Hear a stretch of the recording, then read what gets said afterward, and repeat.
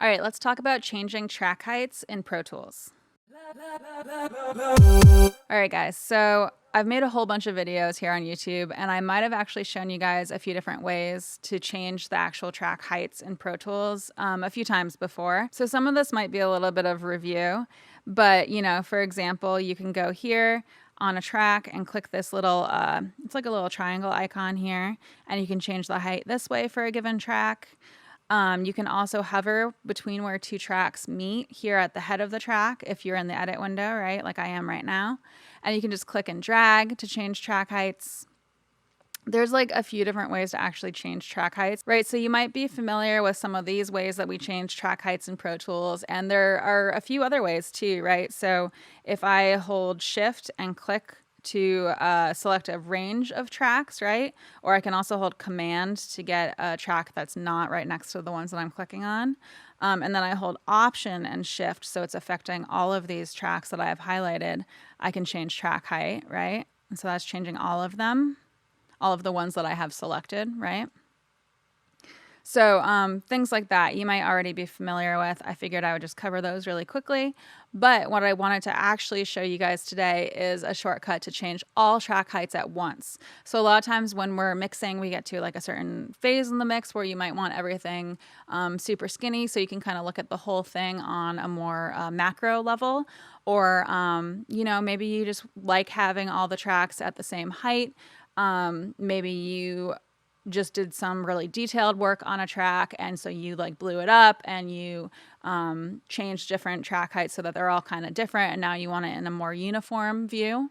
So there are a few different reasons why you might want to do this, but there is a shortcut to change all the track heights at once in Pro Tools. So all you want to do is do Control and Option on a Mac, and if you're on Windows, I believe it's Start and Option, and then what you do is you just do the up and down arrow. And you can control the height for all of those tracks at once.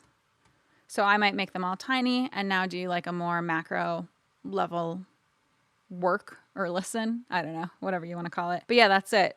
So it's Control, Option, and then the up and down arrow keys, right? So I'm holding Control and Option right now, and I'm just doing the up and down arrow keys to change that height. And just keep in mind that I'm saying Control, not Command, right? That's one of the things I see with my students all the time is if something, usually our shortcuts involve the Command key. So a lot of times if you're not paying really close attention, if the shortcut involves Control, people get confused and use Command. So just keep in mind that it's Control and Option, not Command and Option. But yeah, that's basically it, how to change all of your track heights at once in Pro Tools. I hope this helped some of you guys. Let me know if it did or if it didn't. Just let me know in the comments below. As usual, like, comment, subscribe, hit the notification bell if you want to be notified whenever I come out with a new video. And I do have a Patreon, so it's patreon.com/CatoNoise, and my patrons do get access to additional content. So I think that's about it, and I come out with new videos every Wednesday. Thank you for watching. Okay. What should I talk about right now? I got my Gorillas shirt on. I think it's pretty rad. Oh, my bunny doesn't like getting picked up. Like, she will box me and grunt and get really aggressive. And what I've been doing the past week or so is whenever I give her her morning kibble, I'll pick her up for like 5 seconds. And then, so when I set her down, that's when I give her her kibble. So I'm trying to like condition her into being okay with being picked up, and also help her realize that not every time that she gets picked up is it gonna be like grooming or something long and extended. So I've been doing that, and the problem with that is that she's really smart, so she's been holding a grudge against me all day. So like whenever I come up to her right now, she just grunts at me before I even like lean down to say anything. She's just like pissed already. And so it was really bothering me yesterday. Yesterday was Sunday, so I took a day off from doing that and was like, all right, let's try to get her to be nice to me again. And she's still pretty snuggly. Like, she'll climb on top of me in bed and then like beg for treats and stuff and be sweet. And like I taught her to do kisses, which is where she like puts her little nose to my lips and it's like little like, hi, what's up? So she's still kind of snuggly, but it's like just for treats, and she's kind of pissed at me the rest of the day. So what I did last night is she has the stuffed animal and it's a little moose stuffed animal, and she loves her moose. Like, she gives him kisses every night. It's really cute. But she really loves moose. So what I started doing last night is I started petting Moose and giving him attention, or her. I don't know what Moose is.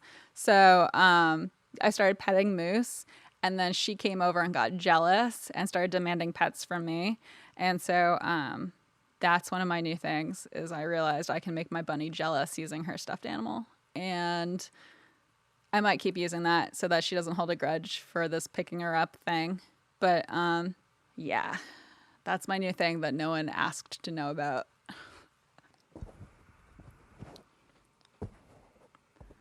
Ugh. I just have like the cheapest mic stand ever.